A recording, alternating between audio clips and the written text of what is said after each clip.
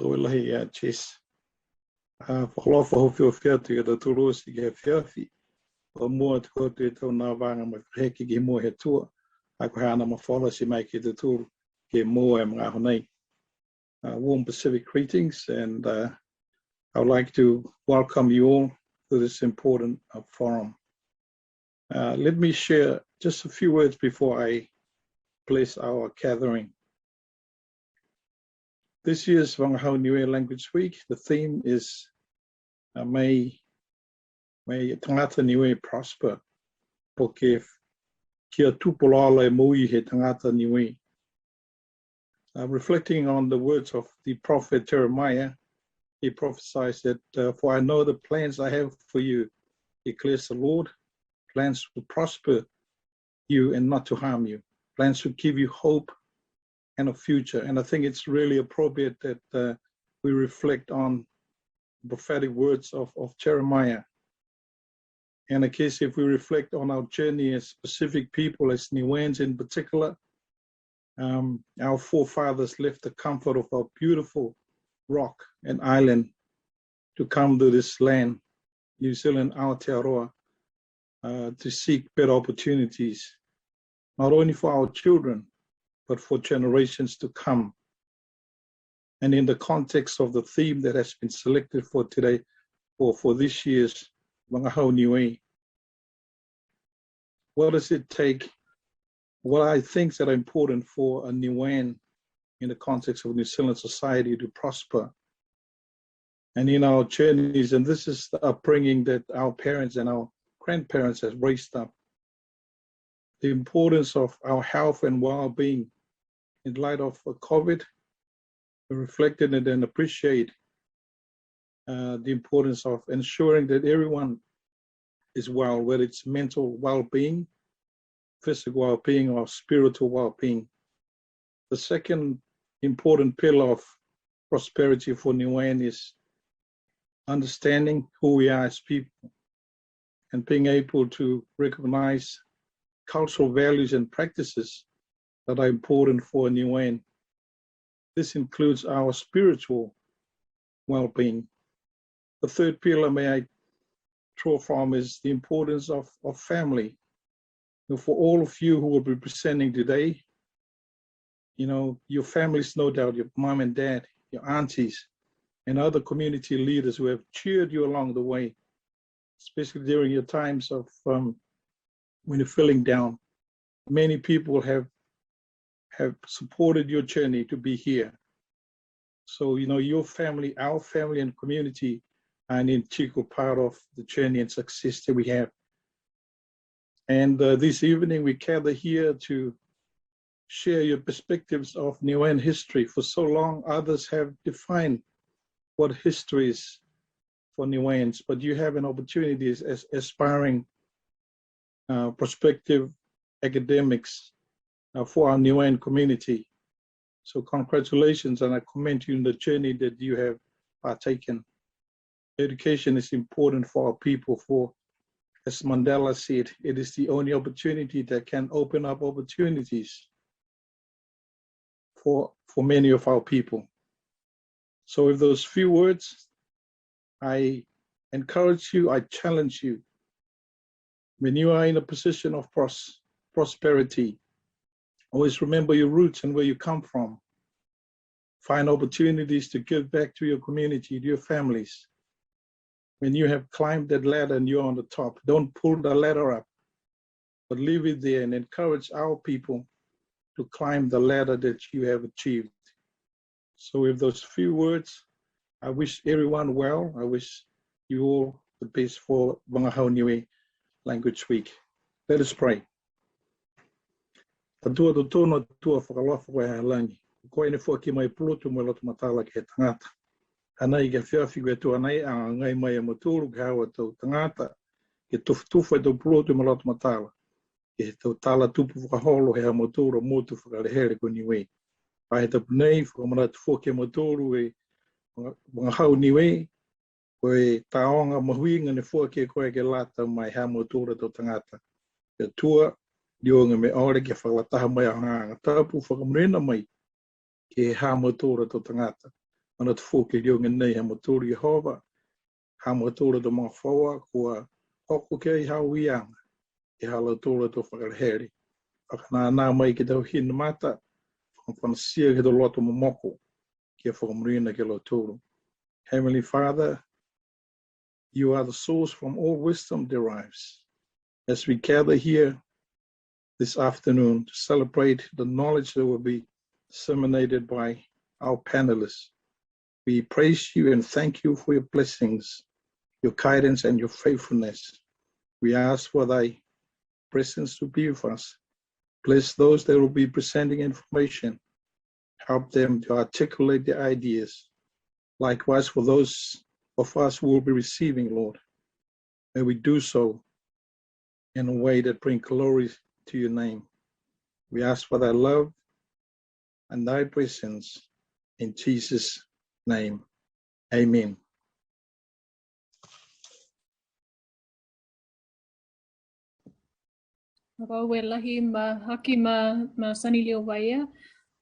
Thank you very much for opening us and for your words of wisdom and your guidance for for tonight, but also for our group more broadly.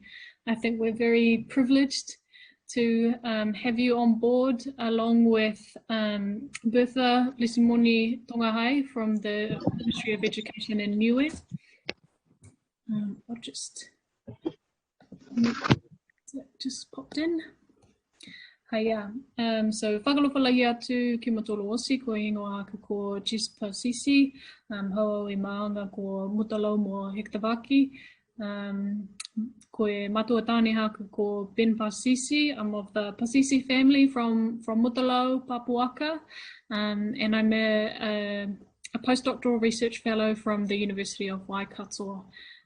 So I warmly welcome you all in, and if I am a little bit distracted, it's because I am jumping to the waiting room to let in, well, this one's for Mary Jane.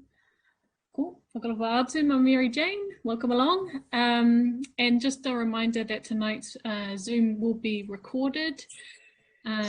We also ask that you put yourself on mute as you come through. So tonight I will be passing over to fellow panelists. So we're a group that got together for the New Zealand History Association's conference, which is next month, at the end of next month. The theme for that conference is Ako, learning from the past. And for me, it was a great opportunity to connect with other Niue scholars and thinkers and creative people to think about what Niue history is, where it is, and what kinds of contributions that we all could make. And so, as I said before, we were very fortunate to have Sunny and Bertha come along and help guide us. Many of us are quite young in this space, and we're looking to make contributions that are valuable and continue to further conversations about Niue history. We also recognize that, we aren't the only people talking about Niue history. And as Sunny mentioned at the start, we definitely want to keep the space open so that more Niue people can contribute in this space, because there definitely is a lot of space for Niue people to come through. So we're very excited and humbled to be a part of that.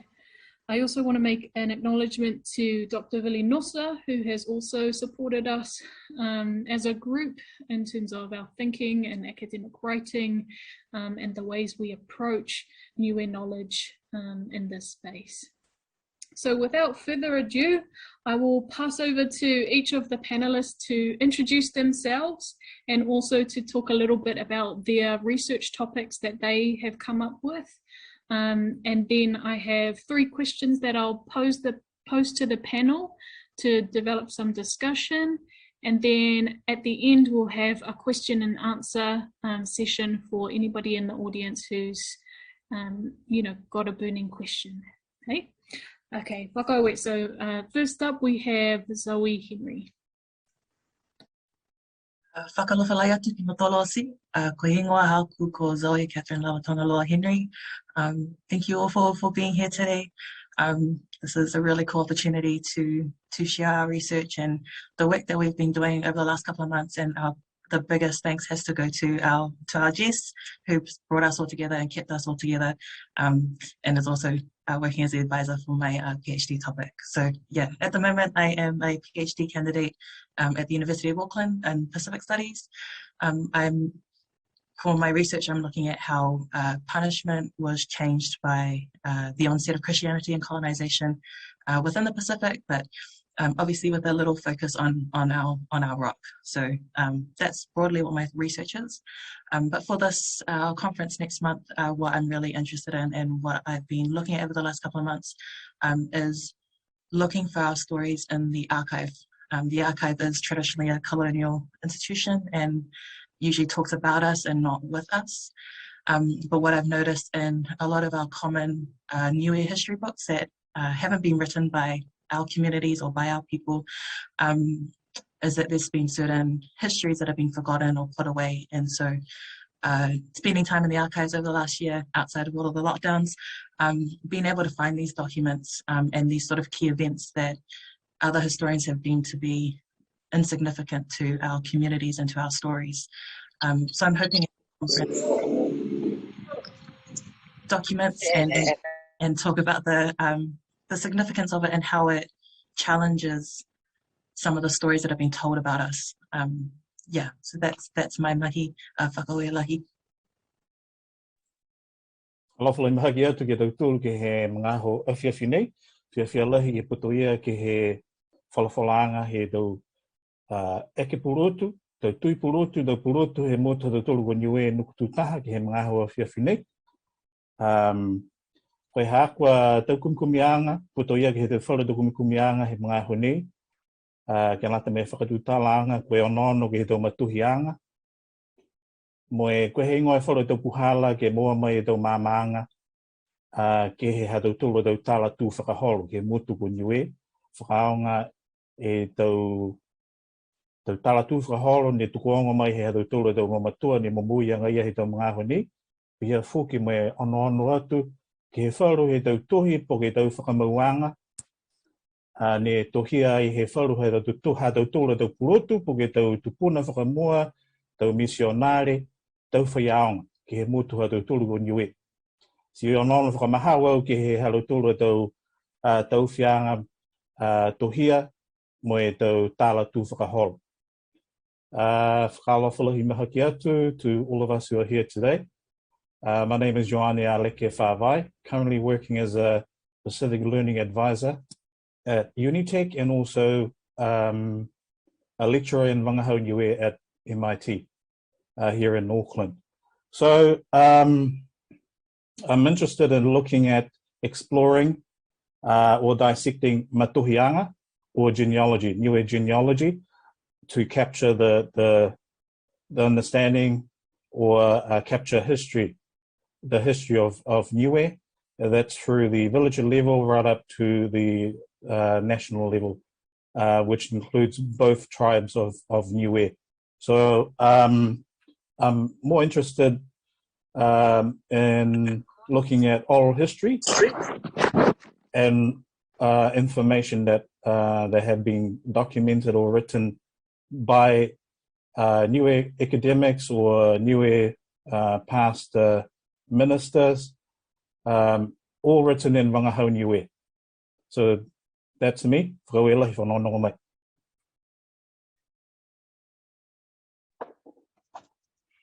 Tūlau mai au. Whakalawhalahi atu ke muturosi, koe ngaha kuku toli ain, kala sahula ni sim tu whena kau whiwhine tanga makaala, hawa e maanga ko mutalau, muta maanga whoki kai whanimungi the maanga ia because I grew up in Mutalau and that's where mum says we're from. Kai whawelahi ki maho nene, wheweo a mutorosi, ke tutala atu ki tau tautuai, kumi atu tau tautuai a Niue. Hello to everyone. I won't translate that, I'll just say hello. My research is a very broad research. I am assisting really in some work that Jess is currently doing for her postgraduate. And then I'm also just digging through things that she lets me go through or I can find through myself. just old artifacts and stuff. It'd be really cool to kind of find where they are in the world, who received them, and how we document them or get them to return back to Niue. But my eventual want for Niue history is to be archived online, accessible to all of us, in our current world where most things are online. So not always looking at the books and stuff, but having our taonga and our Vagahau and all of our artifacts on an online basis more, so it's tangible, and in future we can have it long lasting. Not really tangible though, because it's physically not available. Koelahi.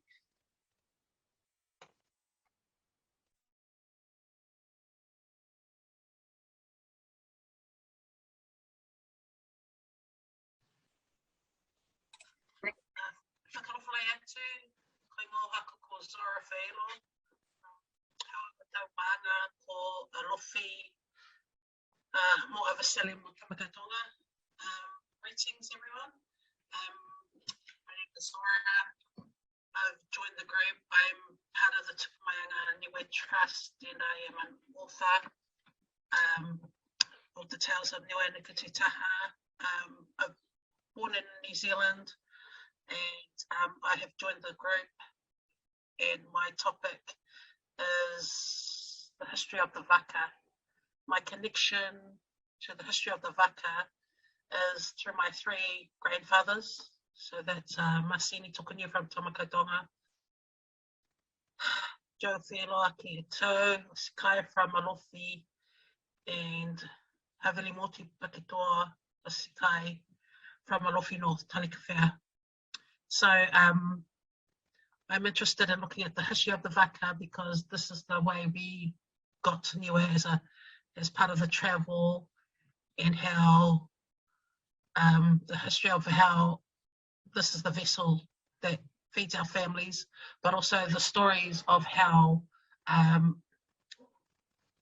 men and the relationships to the Vaka, and everything about the history of the Vaka, because there's not a lot of information, and that was my connection. So this is the topic that I've always had an interest in. So this opportunity presented itself, and so I'm following it up. And thank you to Jess for asking me to be a part of this group, and we've been meeting, and yes, I've been really enjoying the networking, the friendships, and continuing to make more progress, and get more information so I can share to all of Niue, so everyone can know about it in the next 100 years.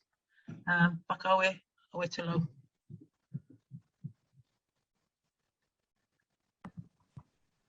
Whakalawhalahi atu ki Motolosi, ko hingoa haku ko Faithful Whanea Margaret Eccles. Really excited to be here tonight and celebrate Faahi Tapu hi Vagahau Niue. I'm currently a graduate policy analyst at the Ministry of Education. Before that, I was completing my degree in statistics at the University of Otago, Dunedin, where I grew up, and then completing my honours through the University of Auckland last year. So I've been really fortunate over the last couple of years to contribute to some exciting pieces of Pacific research. One of them was through the Centre for Pacific Health at the University of Otago with Jesse Kokawa. So we're looking at autism diagnosis rates between Pacific and non-Māori, non-Pacific. And it was while I was at the Centre for Pacific Health that I bumped into Jess. So that led to Jess getting in contact with me about some research, part of her Niue Happiness Project. As part of that research, I was searching for Niue taonga in different locations, so Papa, Archives NZ, the Otago Museum, and other places, anywhere I could find anything. So it was a really cool opportunity for me to do something outside of my quantitative sort of bubble, but more importantly, learn more about myself as tangata Niue. But yeah, the highlight of that project with Jess was going with my Matua Whiwhine and my Matua Whiwhine to the Otago Museum where we got the opportunity to look at some taonga, so some katoa, some ilele. We got to see a 100-year-old hiapo, which was really cool. My grandma was very excited about the taonga and retelling stories of her childhood. So yeah, that whole experience kind of sparked a conversation with my grandma and got me interested in telling her story. So yeah, I've been on a bit of a journey this year, learning about myself as tangata Niue, learning the language with 2 other girls at the Ministry of Education through the Pacific Education Centre. And it's been really cool because it's allowed me to connect with my grandma using Vagahau, which has been really special to her. Yeah, when I last saw her, I greeted her with whakalofalahi atu, mololo makaiakoi, and she was very excited. And we shared a room, and I said moni wini epo, and she told me how beautiful it was to hear me speak, and I just so know it means a lot to her. So yeah, I intend to build on this foundation that I've sort of been creating this year, and tell my grandma's story through conversations. So yeah, I want to sort of learn more about what it was like growing up in Niue in the 40s, coming to Aotearoa in the 50s. But yeah, I intend for it to be an oral history kind of piece, but also it be kind of self-reflective as well. Yeah, and it'll likely be an ongoing project, which I hope will produce something of value, something that speaks to colonisation and speaks to being a tangata Niue in Aotearoa in this time period that my grandma grew up in. And yeah, more importantly, tell the story of my tupuna. Yeah, so whakaolahi mahaki. I really appreciate your time this evening. Yeah, looking forward to it.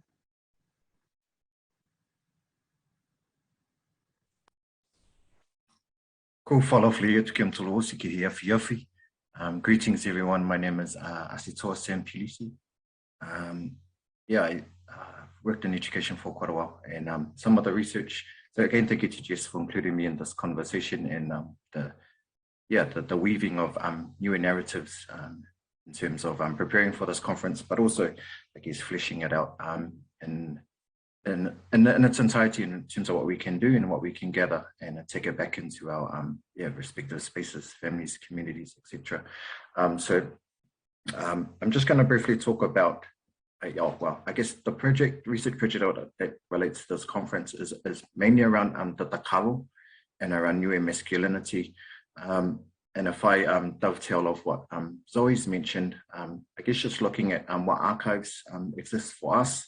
Obviously, a very palangi term is literature, having that locked up in museums and other spaces like libraries and stuff. If we consider that, obviously, some of our knowledge has eroded or been lost. There still exist archives, but I do gather that access to those archives is not the same for everyone. And what I'm referring to is obviously tufunga, na safo, and the various tupunas that live in Niue. And I do acknowledge that are obviously experts outside of Niue as well, but a good bulk of what I would consider practicing tufunga around takalo and what it means to be a Niue man lives in Niue. They live in Niue. So I acknowledge that in terms of accessing the archives, it's not the same for everyone. We don't all have family members back home. And I do acknowledge that knowledge in its essence for Niue families can be a bit tricky to navigate. They are taonga, they are treasures, and with treasures, obviously, we protect them.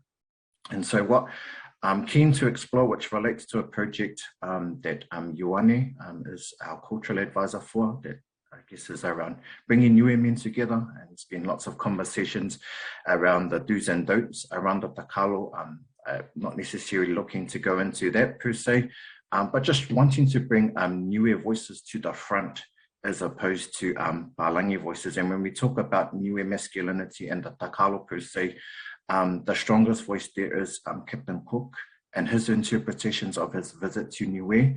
And whilst I do acknowledge that there's perhaps some pride in us scaring away Captain Cook, I think there's some other ways that we can maybe move Cook to the side and bring our Niue tufunga to the front. bring their voices to the front in terms of, and amplifying that in terms of what it means to be a Niue man, what is strength, what is atoa, and how that may present itself in the takalo and perhaps other things as well. And so, yeah, that's me. I've sort of gone off. I told myself I was going to talk for 30 seconds, probably gone for a couple of minutes, but that's me. Whaue kua whanonga mai.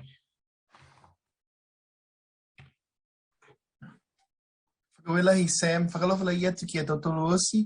Whakawe whakamoa ke he whakalofa he atua si me ki a tautolo ki whenevia he awhiawhi nei. Ko hingoa hako ko Rennie Atfield Douglas hawau he tau maanga ko hiko tā whake a Vasile mo hakupu.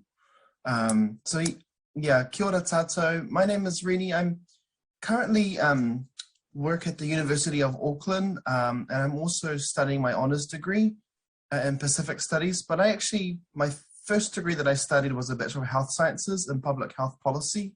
But my real love for Niue and kind of anything Niuean actually stemmed from an experience that I had when I was not living in New Zealand. I went overseas as a young person after high school, and I really realized how special it was to be a Niue person, particularly when you're in an area where no one knows much about Niue.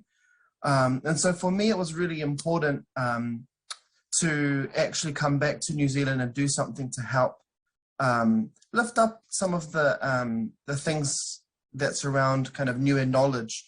And I must admit, I was waiting on the sideline for a long, long time, and I used to get frustrated at why there was no Niueans doing, Niue stuff. And then I had an epiphany, and it was like, oh, it's because, if I want things to change, I actually have to participate in it. So that brings me to this. And I, like Zoe, I love history, and I'm looking at Niue sovereignty and what it actually means in relation to New Zealand's relationship with Niue. And specifically, I want to explore the complexities of sovereignty in relation to citizenship, because, Niueans are New Zealand citizens by birth, but some of the challenges that we will face and that we already face is New Zealand kind of determines, or New Zealand citizenship determines access to Niue. So yeah, I really like that kind of stuff, and I hope to explore those topics further. Oe tu lau. Oh, elahi ma Rennie. And yeah, I'm Jess Pasisi. As I said before, I'm a postdoc research fellow at the University of Waikato.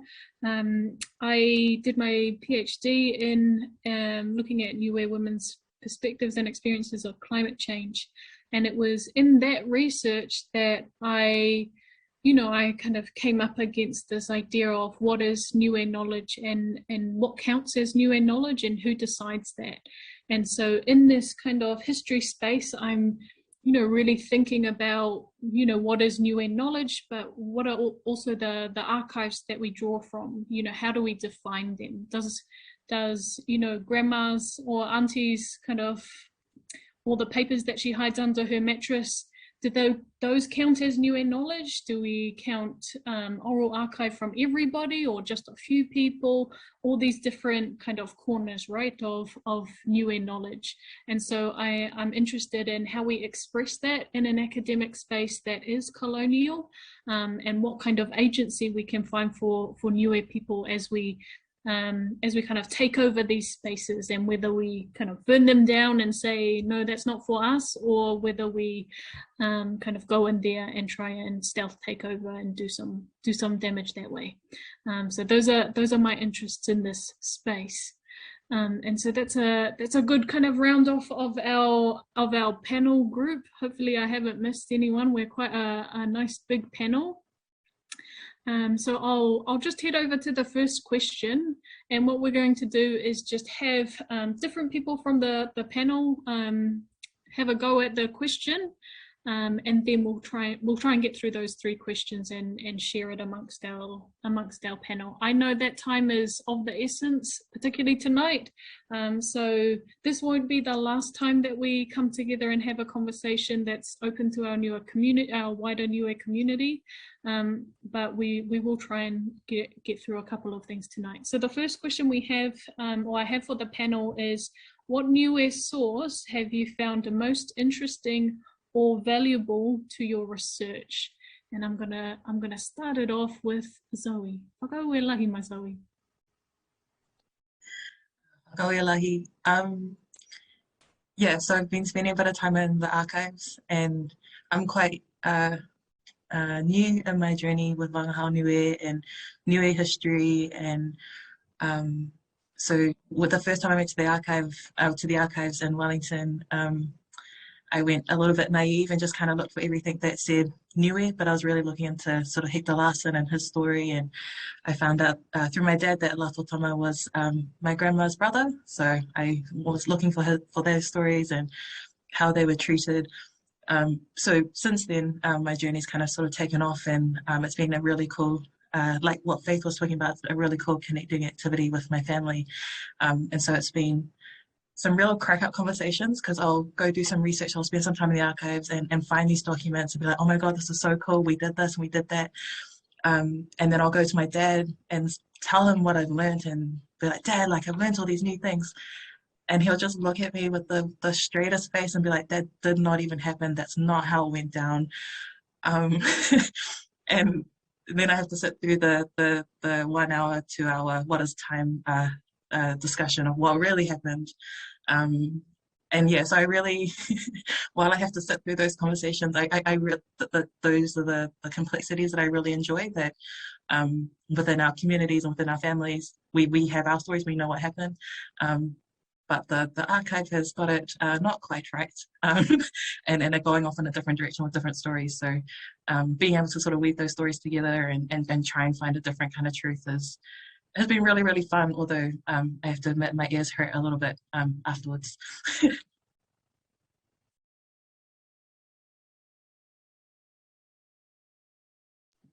Hey, what about for you, Mazora?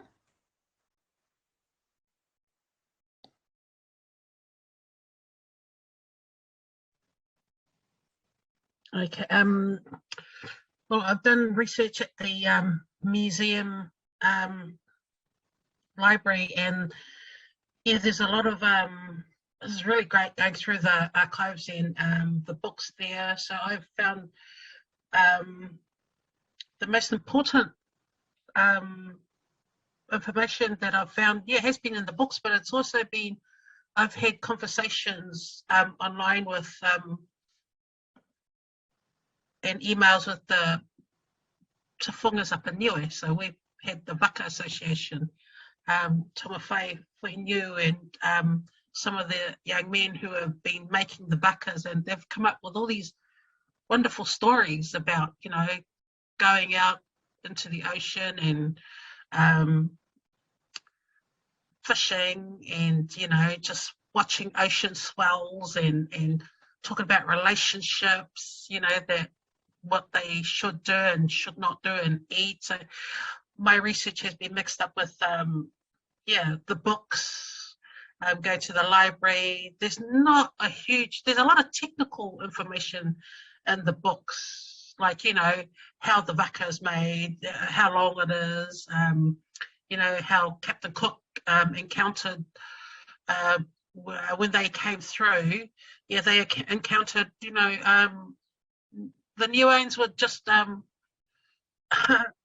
they had contacts, so they would just go up next to them in their 3-4 men waka, like the early days of trading, and so they knew the knowledge of going to trade with the whalers and those kind of ships that came through. So there's like little pictures, because they had no photos, so there's all these little pictures of Niueans, and these wonderful yeah, just the encounters that has been recorded, like from Captain Cook and John Erskine, and also in S. Percy Smith and Noam. So there are all those books, and they talk about it, but it's just, yeah, bringing it all together and seeing how it all fits in together. But yeah, I've found that really interesting conversations with,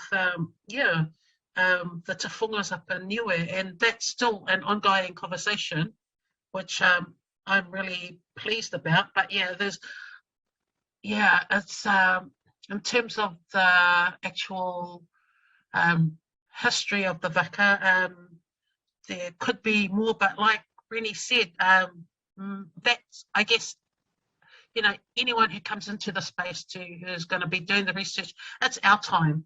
So it's our time to step up and fill those spaces and take those topics, write about it. And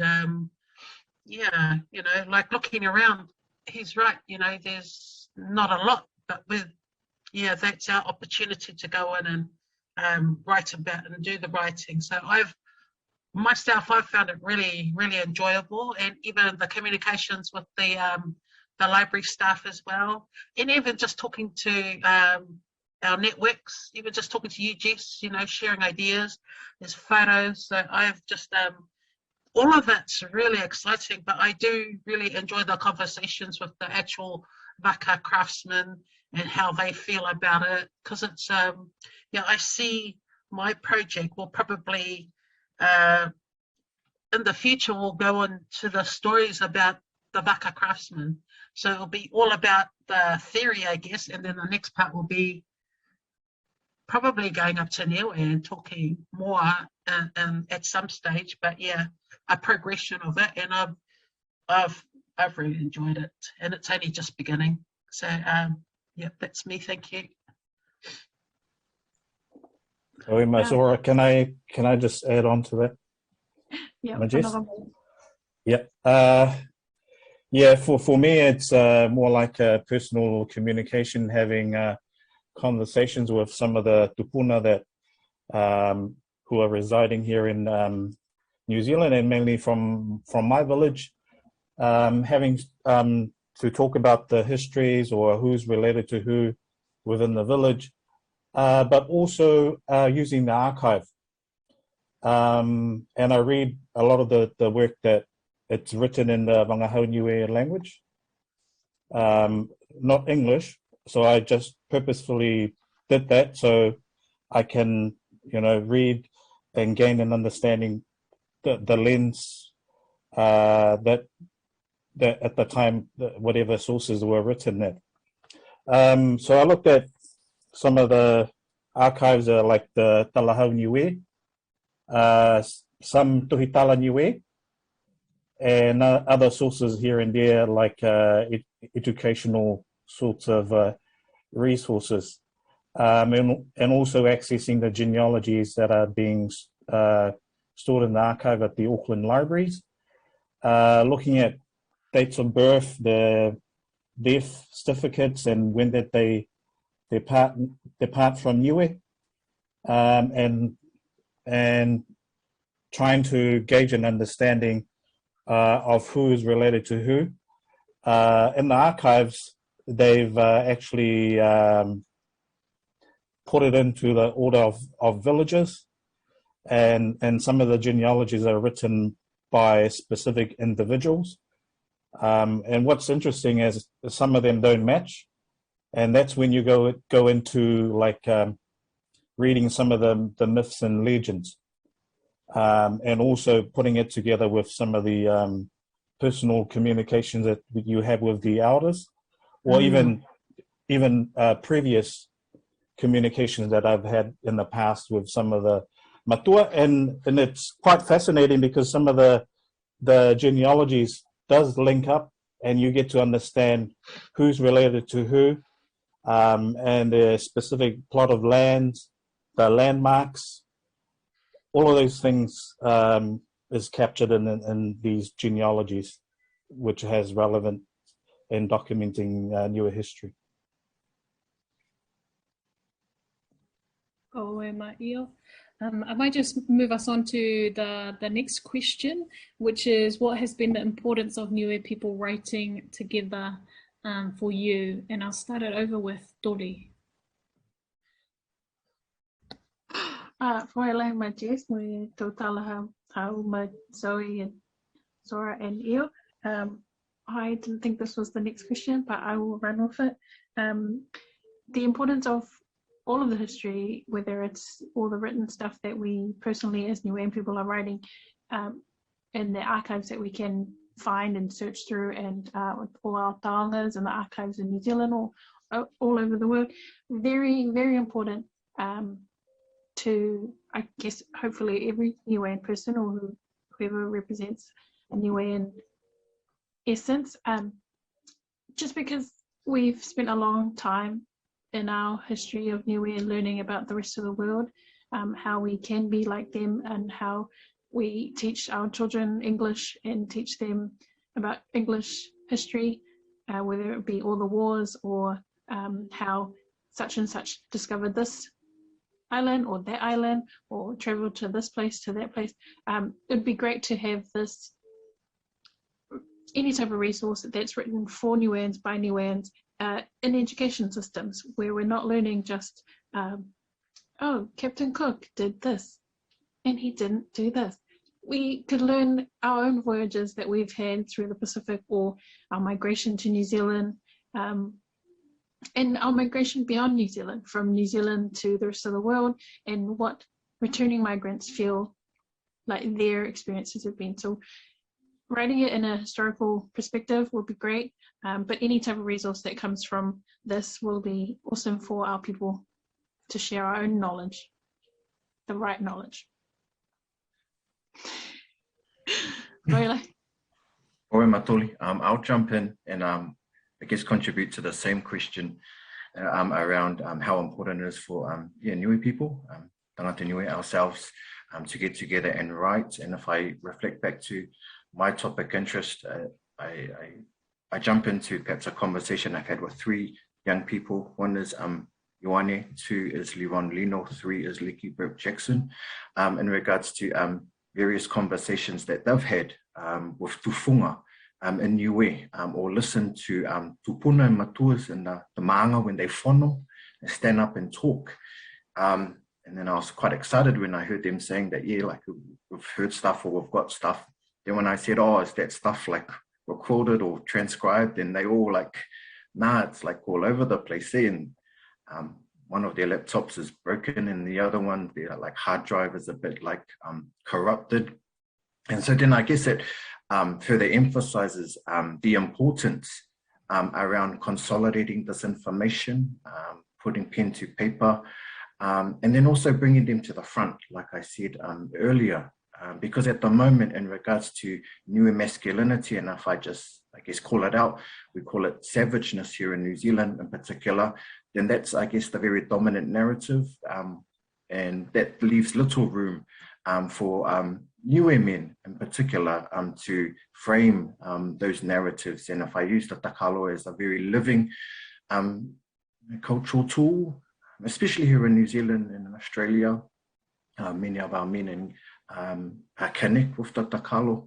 And so I guess coming back to the question is, it's important to bring Niue men into the conversation, to bring the cultural experts who have written about takalo, who have heard takalo recited from people before them, and to bring their voices, I guess, to life via research, be it the upcoming conference or further projects, which I guess at the moment, which I said earlier, Eo's our cultural advisor. We have a sort of an ongoing project that I thought was going to finish last year, but it's still going. And I guess that gives us a very real life cultural classroom for us to unearth these narratives from tufunga and then embed that into Niue men who are like, I guess, living as best as we can here in Auckland, New Zealand. That's enough from me. Forward. I'll jump in here. I think from me, when I'm looking at the importance of Niue people writing together or writing history together, I think for me, it's a reclamation of knowledge, because I think a lot of the perspectives that we do see are from the other, and so, some of it is not always 100% accurate in terms of its context.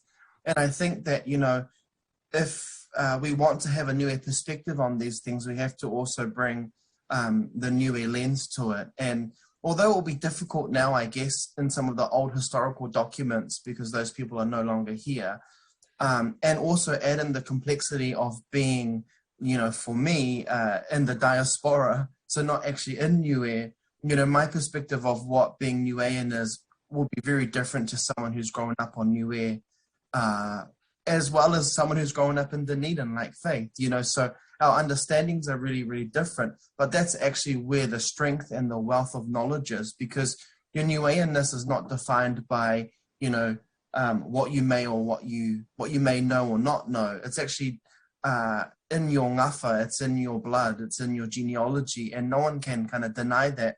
And I think for me, that's why it's really important that, you know, we have Niue perspectives on different topics, because it's reclaiming knowledge on our own terms. I mean, a specific example that I can think of is the dictionary, the Niue dictionary. And I think there's some trouble actually accessing the dictionary because someone owns the copyright. And can someone correct me if I'm wrong?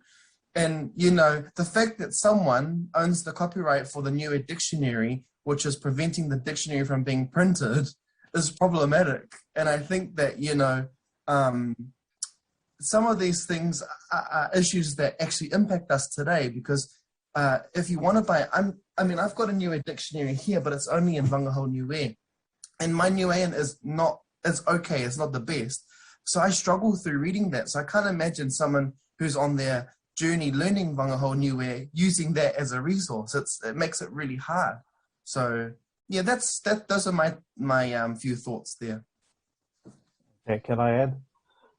For me, it's like a platform so we can work collectively, and also to empower and share our perspectives as taonga Niue, our knowledge, and also to bring our Indigenous understanding, like you spoke about, Rini, and our worldviews from different disciplines. So you write it from tangata Niue's perspective. And it's also an opportunity for us to collaborate and mentor and learn from each other as emerging academics and from those who are well established. Go ahead. If I can jump in again, and if I perhaps mention, or like, I think in terms of knowledge, I think it's really important for us to connect to different, I guess, hotspots or wherever Niueans reside. In particular, Niue, and obviously Jess has mentioned that we've got some connection with people in Niue. In terms of our Takalo project, we use a tufunga from Niue to write the Takalo for us. And whilst it's important for us to bring forward New Zealand narratives, I think there's also beauty in us connecting with people in Niue, people in Australia, and interweaving that together, because collectively, we are all tangata Niue. The numbers are here, so that's cool, but obviously Niue is a special home, and the people that reside there have mana, I guess, attached to living there. And then also we have an emerging community in Australia. So I think that's an open conversation for us to keep including Niue people wherever they may reside. I'd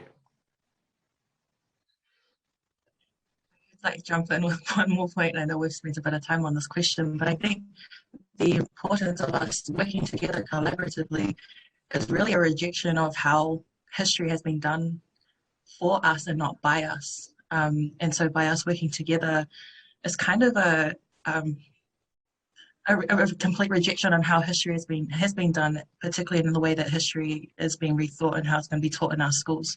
And that's our real point of difference as a community when we're thinking about our history, is that we're doing it together. And it's not, if at the end of this we get to write a book or something, it's not going to be the one name on the front of it. It's going to be a whole heap of names, and those names represent much more than just our individual selves, but like everyone else here has talked about, our entire ngafa and whakapapa and our communities. So it's a complete rejection of how history has been done, and we're really kind of changing the game in the way that we're doing this. So that's the cool part about this group. Whakaue Zoe. I'll start on the final question with Faith. So when you imagine what Niue knowledge will be like in the future, or where it will be in the future, what does it look like for you? Good question. Yeah, so I think that as has kind of been touched on, like at the moment, Niue history space is not heavily populated with Niue people having written it. So I see this group as beginning a kind of renaissance of Niue history revitalization, bringing methodologies and knowledge from tangata Niue, which is really exciting to be a part of. So yeah, I think Niue knowledge in the future but from this type of work will be more supported and have the solid foundation that I think this group is sort of laying. And so yeah, I see Niue knowledge being celebrated, valued, well documented. But further than this, I sort of see Niue knowledge being lived in sort of a physical sort of sense. Thinking about, for example, Cora Allen Whitcliffe's revitalization of hiapo making, like that's a piece of Niue knowledge as well, like a physical piece of knowledge. So yeah, I see it being celebrated and lived and well documented. Yeah. Oh, my faith.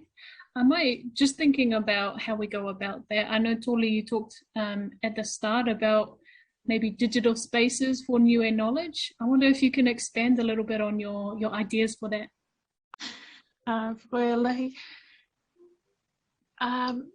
Because I have studied some digital media, so in my brain or my growing up, I know how to use some technology, and I can see that our children are learning how to use more technology. So we can't just have the old, oh, tutonia papao, and then you'll get it. You'll read the book and you'll get it. So we have to encompass all the newer avenues of spreading our information, whether that only moving on from just a pepa to video recordings, to voice recordings, to photographs, or physical property of Niue people.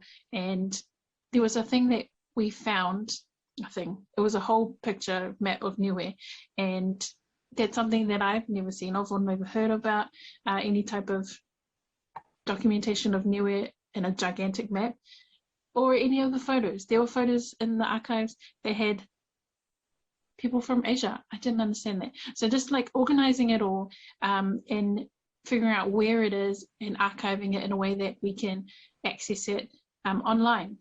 We have to obviously take a long time to gather this, but in the future, hopefully we have identified what is Niue, where they are in the world, and then we can upload it into an archive that is accessible if you go to China or somewhere, and you can say, oh, this is my great-grandparents from Niue in their homeland, or this is them talking about their homeland, or they're mentioned in this videography of their time in Niue back in the 2000s. So I hope that we're all somewhere online, but we have ownership of that online space, not just, oh, we'll just use this database or this software. We have ownership of our Niue knowledge by Niueans, for Niueans, and not pushing it away from the European or the Western world, but just asking them for aid, but not come and help us and take over. No, get lost. But come and support us in our movement, because you've supported us already / taken over a lot. So just come and aid us in our avenues that we're trying to gather for knowledge. I'm going to stop now. Koelahi. I'll just add on to Toli as a discussion there. Yeah, for me, as I want to see more of our Lakamatala, our Pulutu Whakaniue flourish in the future. And the only way that we can do that is to be active in research and documenting and recording Indigenous Niue knowledge, not only as academics or emerging researchers, but all of the tangata Niue, living in diaspora and also living on Niue. So I'm talking about which includes families, tau mga whaoa, tau maanga, villages, churches, tau tapu akianga, government agencies and other stakeholders. to contribute towards that wealth of Loto Matala or Pulutu from Niue. Again, going back to that collective approach. In that way, we can see more of our work being published and also being maintained, that wealth of knowledge that are not actually being documented or recorded at the moment. So it could be used for policies and or whatever.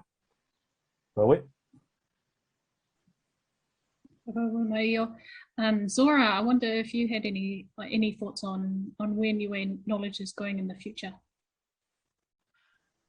I think that we should be definitely documenting them. Books, the audio books, all those avenues that we can possibly have. We should be, doing the storytelling, filming, digital, everything that we can should be documented. Do we have a space? Is it the Taonga Niue Museum? Do we have a space in New Zealand that we actually do this, or probably not? Eo?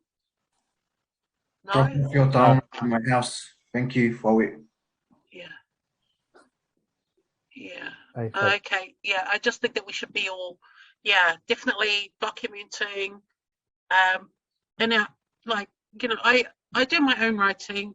That's how I will do it. But I think if Eo's right, people have to do their own. We do ours. Everyone has to do their part, and I just don't know about bringing it all together. That's the strength in the collective of bringing all this information together, and I don't know where it is. Maybe this is the group in New Zealand that we need a space. We need a space that in New Zealand that's connected to Taonga Niue, and Niue that has that space, and we need the same connection, a body that is, I don't even know if it's a VNT, but yeah, definitely we do need to collect our information and just do as well as we can on our own, but yeah, collectively. And I think this is a good group to start with, that collection of work, and for us to network out further out into the community, because there will be people who will be willing to work with us, and if we start bringing our things together now as a starting point in New Zealand, that would be excellent. So I think everyone just has to do their part, and I don't know how to progress it, but it's a good start from here at this point. And we are the what's the word? The change makers, the ones who are going to be starting this movement, I guess. And everyone's welcome to join us on our journey. That's all I have to say. Would you like to add to that, Sam?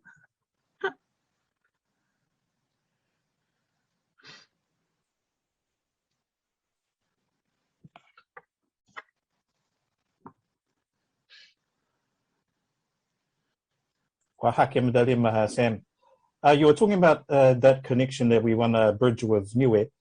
I think they had a strategy, or what they call Palalopapa, to bridge that with Niue living abroad and living on Niue.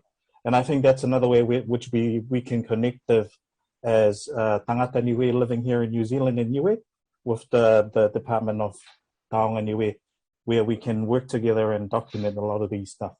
And I think it'll be a great piece of work, or the many work that we're looking ahead to gain out of this as pioneers. Yeah. And, and as leaders to get things moving. Because we've been just talking a lot, in the past.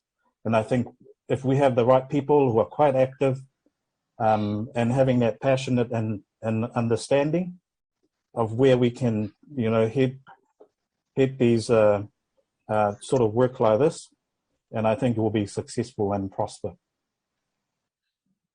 Can I just add, there's also that I think nothing has really been set in stone, because, people want to be respectful of other people. So, you know, there's that thing of not wanting to tread on other people's toes and not, but still want to progress the research and go forward, but, you know, go through it together. And as you said, stay connected to Niue through that bridge and the whole Lapa Lapa bridge, did you say? Yeah, and yeah, and stay connected to Taonga Niue and yeah, thank you.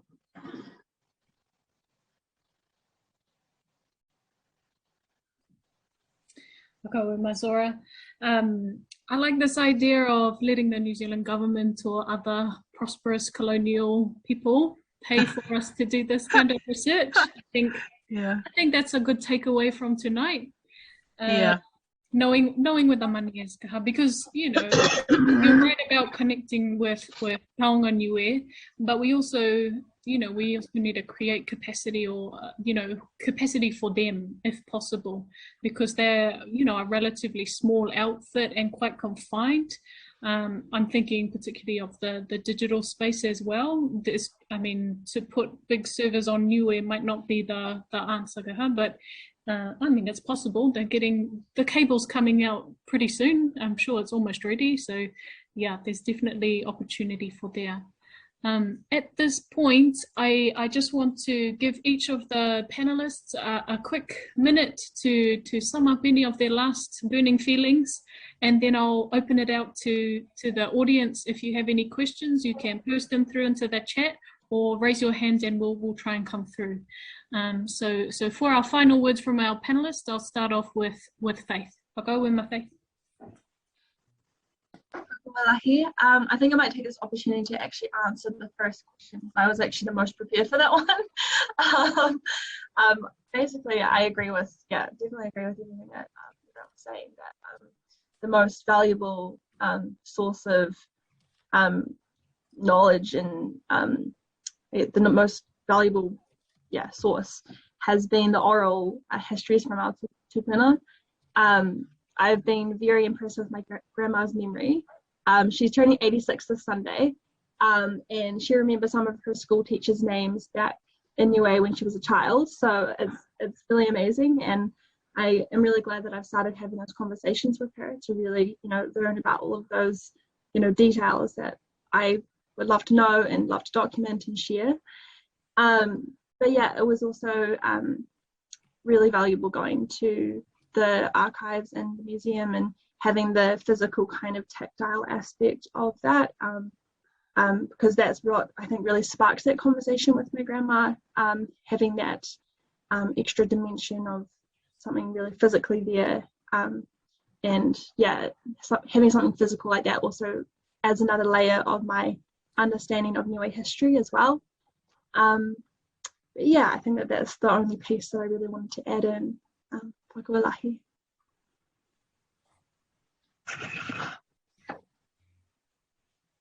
Hako me te kia mone. Manako ki tuhe te manatu whakaue ki he whakaholoanga nei ma Jess. Pehe au, tōla he whakaue he maiki ka hat atau tōru e tau atuhau fuata, atuhau mui nei, tau patu fuata, tau fuata. Ke maiki ke tamai tau purutu atau tōru me tau lata matala, ke tau hia me kumi whakahokulo. E wharu atau tau whianga e tau tala tu whakaholo, tau anga whakamotu me longa tu fuki. Si ama manaki whakalahi au, ke longa e tau munuina, longa fuki e tau koloara moa mai he kamatanga nei. Ha tau tōru e tau fuata me tau patu fuata ki loto he whakatutalanga nei he awhiawhi. Pia fui ni mai wharu tau manatu a mamanaki ke whalawhala mai i alau tōru ne whanongonongo mai he awhiawhi nei. Whakau e lahi kia mutōru wa whakaseringa mai he awhiawhi nei kia mawhala me mduina tō ngahua. Ui tūro.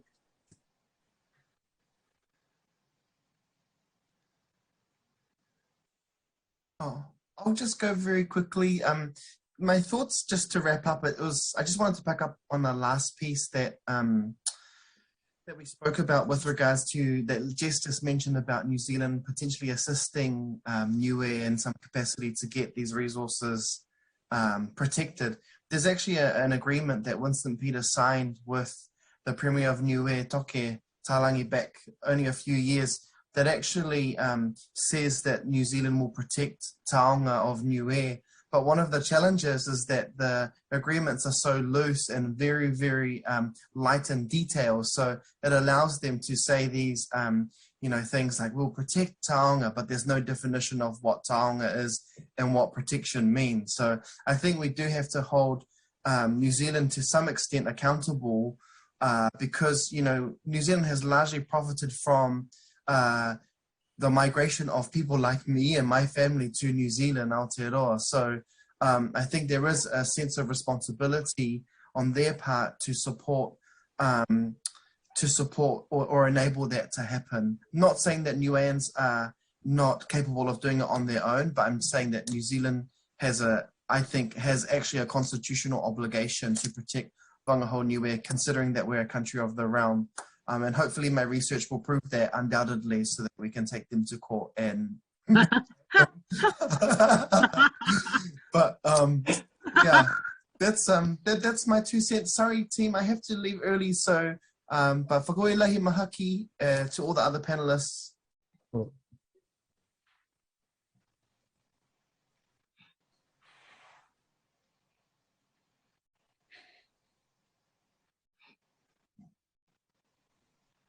I got a message from Jess to say that I'm next, so I'm going to do that before I get eyed up. I think just to sort of weigh in on that last question, and something that really kind of drives, those days where I don't want to do work or, I'm feeling unmotivated for our knowledges moving forward. Like my dream, and I thought about this today, was, in the future when our communities have grown and they're trying to access our knowledge because it's going to be more readily available, is that when our youth Google the history of Niue or Niue history or a Niue topic, that the first option that comes up on Google is a Niue name, a Niue community, and not our other people that have written about us without us. So that's what drives me in my work.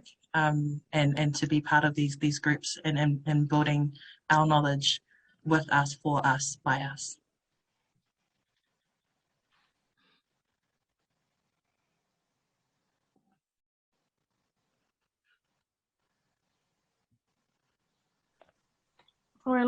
Zoe, just to finish off or wrap up some comments in regards to what Rennie mentioned.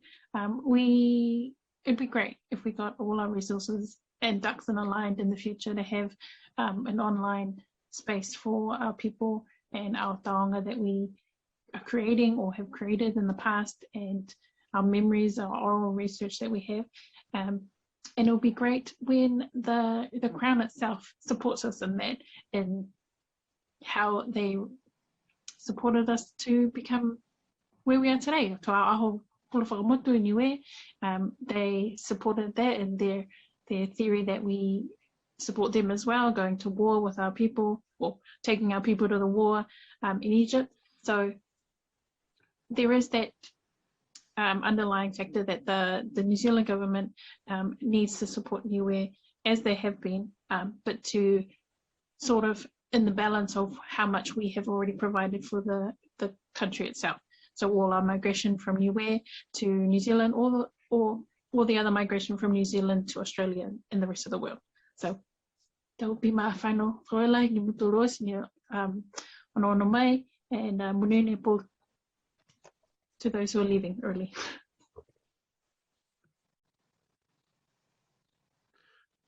Okay, I just wanted to say that I'm really happy to be part of this group. My final thoughts are that, yes, I agree with everything, especially about the relationship with the New Zealand government, because I've benefited from it myself with my writing. And also, this is really important because, in 100 years, the Niueans in the future will be looking back and they'll be accessing our writing to have knowledge when they are old enough. So that's what makes this group really important, and that's what drives me to be a part of this group. And hopefully we keep researching and growing and building on everything that we bring together in terms of supporting each other, networking, going back out into our Niue communities and bringing the knowledge back, compiling it and having it ready, like I said, for the future of Niue. Whakaoe, awetala.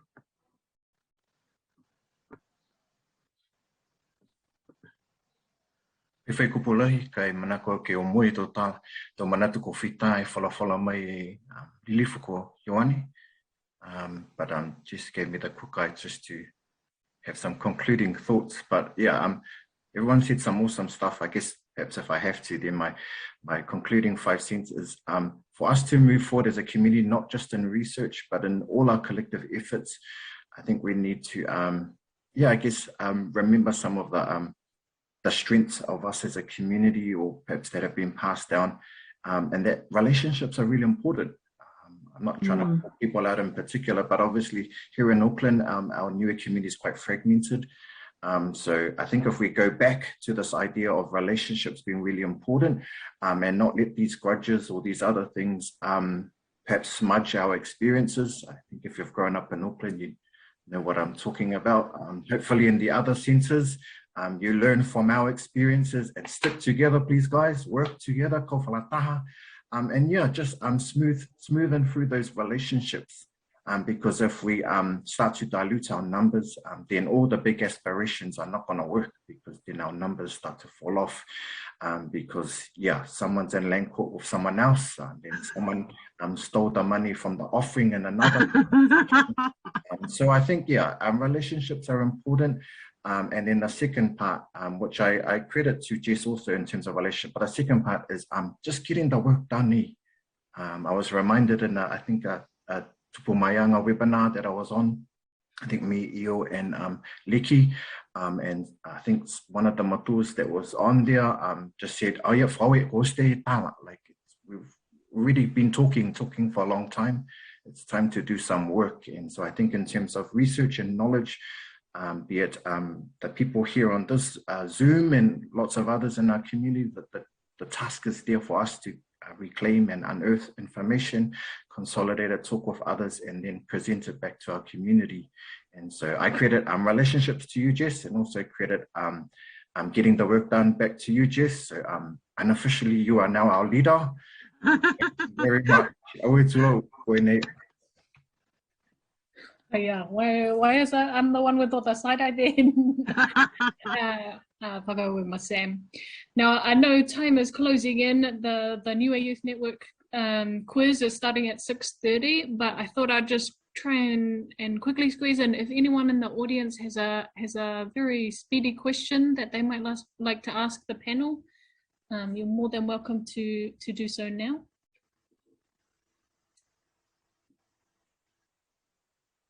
Hi, Faye.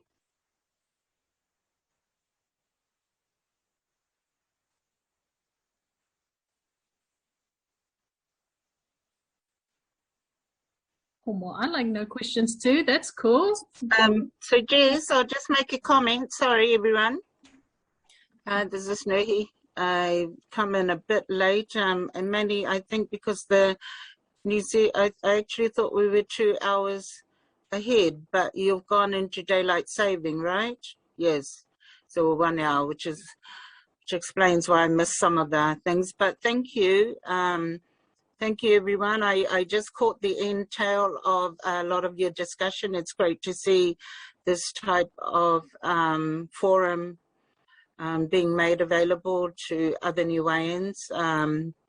But, you know, it's just a word of encouragement from the other side of, from across the Great Moana, is to, just to keep on doing some of the work that you're doing, bringing the discussions to online forums like this. I am a bit annoyed that I have missed the discussion, but it is what it is. So look forward to the next one, and hopefully I don't get my time wrong.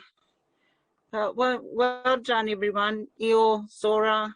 I don't know the other ones. I know Sam, Zora, Io. Good to see Zoe. And is it the other three? Yes. And Jess. That was my only comment. Whakaoelahi ma Dr. Nuhi Sifa Stephen Williams. Thank you for coming through, and especially coming through from the Cook Islands, Kukiairani. It's a good reminder. Huh? I think a lot of people who have touched on this, that we need to keep our connections open, because, you know, of course there's a Niue person in the Cook Islands, or of course there's a Niue person riding his bike in Japan at the moment. You know, we can connect to all of these different spaces and find ways to talk about them in our histories too. And I think our histories reflect that as well. Niue people were never just stuck on the one island. You know, they moved around, and we can reconnect with those histories as well. So I will gently push over to Sunny Leovaia, if that's all right, my Sunny, to conclude and close us off with a prayer. And then I hope that you will, everyone who's available to, can hop over to the Niue Youth Network quiz, which is starting at 6:30. So whakaoelahi again to our panelists and to all of you for coming through, and we hope to catch up again real soon. Whakaoelahi.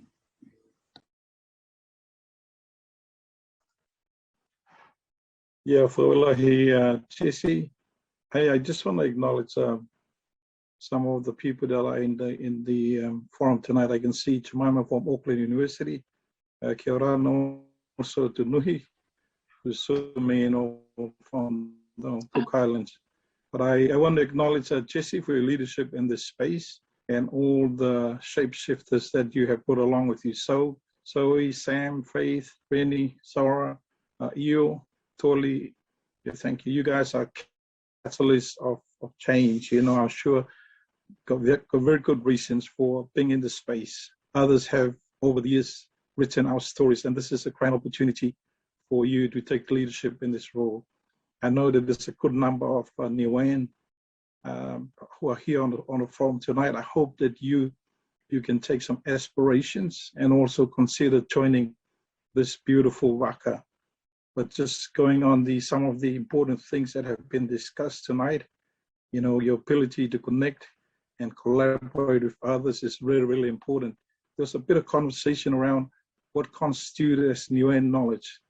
So when you're talking about history, I suppose this archival information is important, but the voices of our matuas is also really, really important. Bearing in mind that oral knowledge can be very fluid at times. So just important to blended archival information, oral and amongst other sources will be really good source of information. But I guess moving forward, you know, I'm really also privileged to be part of the group, and I hope that we will be able to get more like-minded Niueans who can join our waka, and we can all serve together. But with those few words, for your generosity of time, Jess and your team, keep up the great work, and we will continue to talk on moving forward. To our friends and families in Auckland, please take care of yourself, not only yourselves, but our families. Hang in there, better days will come. So with those few words, let us give back to God what he rightfully deserved in terms of our prayers. Leongi te tōriki mui hatua. I hova sapata ko kai kia tua taki whanonga ne hau mui atu. Hoko mai toa e motoro ki he whakatoa taanga he whiawhi. Ko ue me nāwa motoro ki atua nei ki plotu mo lato matala. Ni kua tufutufa kai ke la te mai he motoro toa hau tupu haki. Whakamriana mai he roto mo mana kianga. Waki mai e plotu mo lato matala ki mataiaki. Hala tōra tonga hua. Whakamriana mai foki ki he motoro to mga whaa waitua nei. Māti o lotoro ki o kalana ki he ngangau. Hanga krea ko whaifano ki he motoro motu ki maho nei. Ma wehe motoro ki he ingoa hawa tamu sukariso, haile mai whakataha mai ki kamatai nei, a te hoko ki te kulangi. Amen.